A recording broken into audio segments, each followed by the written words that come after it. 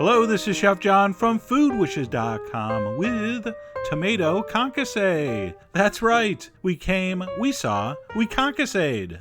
And all concasse is a peeled, seeded, and then chopped or ground fresh tomato.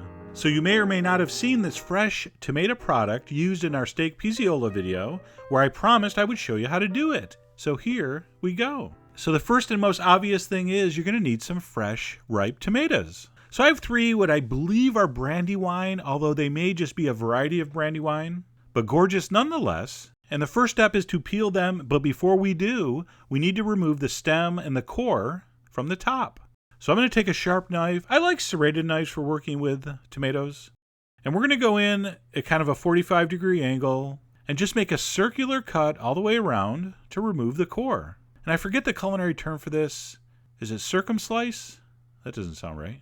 I don't know. Anyway, go around like that, remove the core, and once the core is removed, I'm going to flip it over, and we're going to cut an X on the bottom. And this is all going to help the skin peel off when it hits the boiling water. So a very shallow slash. Don't go too deep, just through the skin, just like that. All right, so once more with feeling. Sharp knife, take out the core. By the way, if I had not said sharp knife, would you have instinctively grabbed a dull knife? No, right? So some of these things I say, I'm not even sure why. I think I just like to talk. So we're going to core the tomatoes, we're going to score an X on the bottom, and we're almost ready to peel.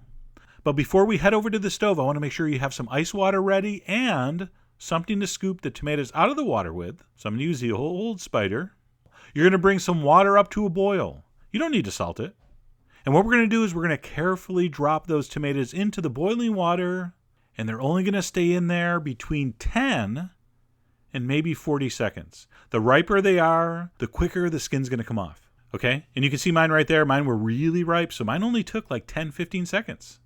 So I'm going to fish those out, and they're going to go right into the ice water immediately. All right? We don't want these cooked. We're just trying to get the skin off.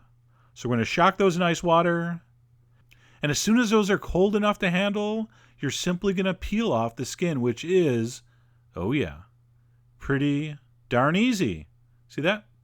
So that dunk in the boiling water is all that's needed to get rid of that skin. By the way, be careful. Don't drop these. They're super slippery. Fun fact, not even the world's best juggler can juggle peeled tomatoes. They're too slippery. Yes, please do consider that a challenge. All right, so I removed all the skin on mine. So cool looking. And now we're ready to seed, which is really easy. We're just going to cut those in half to expose the seeds. I generally just like to use my fingers. Just stick your thumb in there, and most of those seeds will pop right out. If you're using beautiful, meaty heirloom tomatoes like I am, you're not going to have a ton of seeds. And to what level you want to make sure you get every seed is up to you and your, mental health. Leaving a couple seeds in there is fine with me, but some people, that will not do. So if you're one of those people, this is going to take a while. But if you're normal, that's going to go pretty quick. And then, of course, the last step, you just chop them up. If these weren't so ripe and a little firmer, you could actually do really neat dice with them. But I'm using this in a sauce, and these were really ripe and soft. So I just chopped them very fine because they were going to go into my steak pizziola, which, by the way, was amazing. If you haven't seen that video, check it out. So good.